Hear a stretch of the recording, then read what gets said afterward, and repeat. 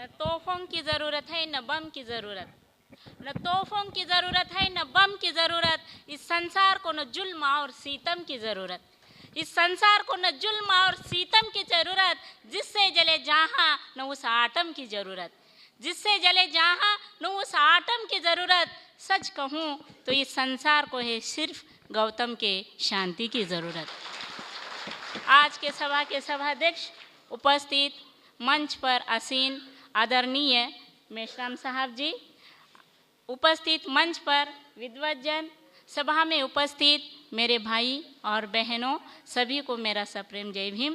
मैं तो सर का स्पीच सुनने के लिए आई थी। मेश्राम साहब का नाम मैंने बहुत दिन से सुना था, तो मैं सर का भाषण सुनने के लिए आई हूँ। लेकिन चूँकि स्त्रियाँ यहाँ पर ज़्यादा नहीं है, इसलिए मैं 2-3 बातें बताना चाहती हूँ। स्त्रियों का प्रतिनिधित्व थोड़ा सा मैं करना चाहूँगी। सर, इस देश में 2 देश निवास करते आए हैं।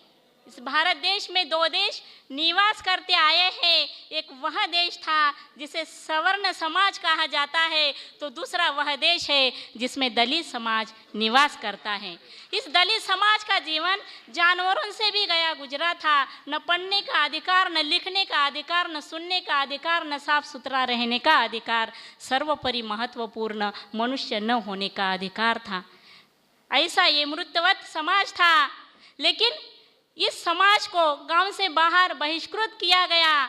ऐसा यह गूंगा बहरा समाज था। ऐसे गूंगे बहरे समाज को आज लग रहा है कि वह बोल सकता है, वह पढ़ सकता है, वह सुन सकता है, वह लिख सकता है। और आज ऐसा गूंगा बहरा समाज बोल रहा है, लिख रहा है, सुन रहा है और अपने जो सदियों से उन्होंने अमानवीय क्रूर अत्याचार झेला है, उसका हिसाब किताब कर रहा है। आखिर ये चमत्कार कैसे हुआ? मुझे लगता है बाबा साहब के आने से ही ये चमत्कार हुआ। बाबा साहब ने ही हमें मनुष्य बनाया। बाबा साहब का जीवन, उनका कार्य, उनके आंदोलनों द्वारा उन्होंने हमें इंसानियत दिलाई। संविधान के माध्यम से उन्होंने हमें कायदा कानून दिलवाया और दूसरी तरफ बौद्ध धर्म की दीक्षा भी दिलवाई। बाबा साहब ने इस जाति व्यवस्था का गहनपूर्ण अध्ययन किया। तब उन्हें लगा कि ये जाति व्यवस्था कैसी विषारी है। उन्होंने इस जाति व्यवस्था को ऐसी उपमा दिया और कहा कि यह जाति व्यवस्था एक मीनार की तरह है जिसमें 4 मंजिलें हैं। यह जाति व्यवस्था एक मीनार की तरह है जिसमें 4 मंजिलें हैं। लेकिन ध्यान देने की बात यह है कि इस मीनार को जीना नहीं है। जो जिस मंजिले में पैदा होगा उसे उसी मंजिले में मरना होगा। चाहे ऊपर का आदमी कितना भी नालायक क्यों न हो, उसे नीचे फेंकने की किसी की हिम्मत नहीं। और नीचे के मंजिले का आदमी कितना भी होशियार क्यों न हो, उसे ऊपर जाने की इजाज़त नहीं थी। ऐसा यह समाज था, ऐसी यह जाति व्यवस्था थी। ऐसे व्यवस्था को बाबा साहब ने तहस नहस कर दिया। लेकिन आज परिस्थिति कुछ अलग ही दिखाई देती है। तथाकथित जो ब्राह्मणवादी वर्ग है, ब्राह्मणवादी व्यवस्था है, वह अलग अलग मुखड़े लेकर हमारे सामने प्रस्तुत हो रहा है।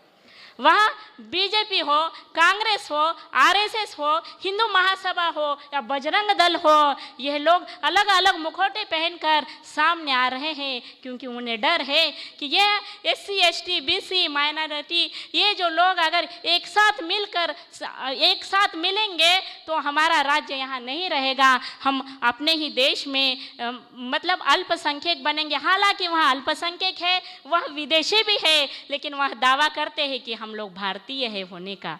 उन्हें हरदम यह डर लगा रहता है कि हमें यहाँ से निकाल दिया जाएगा, हम गुलाम बनेंगे। इसलिए वह 24 घंटे हिंदूकरण करने का अभियान चलाते हैं, जिसे हम लोग सांप्रदायिकता कहते हैं। सांप्रदायिकता के माध्यम से, धर्म के माध्यम से स्वार्थ नीति को अपनाते हैं, झगड़े लगाते हैं, बम फोड़ते हैं। इस प्रकार से सांप्रदायिकता, धर्म के माध्यम से ये लोग सांप्रदायिकता के माध्यम से आतंक फैलाते हैं, अशांति का वातावरण निर्माण करते हैं। और अपनी सत्ता को बनाए रखना चाहते हैं। तो इस तरफ हम लोगों का ध्यान देना बहुत ज़रूरी है। 1925 में आरएसएस का जन्म हुआ, 1930 में डीवी सावरकर से लेकर काशी सुदर्शन तक इन लोगों का यही काम है कि हिंदूकरण किस प्रकार से ज़्यादा बढ़ाया जाए, लोगों को हिंदू कैसे किया जाए, इसी में ये लोग रहते हैं।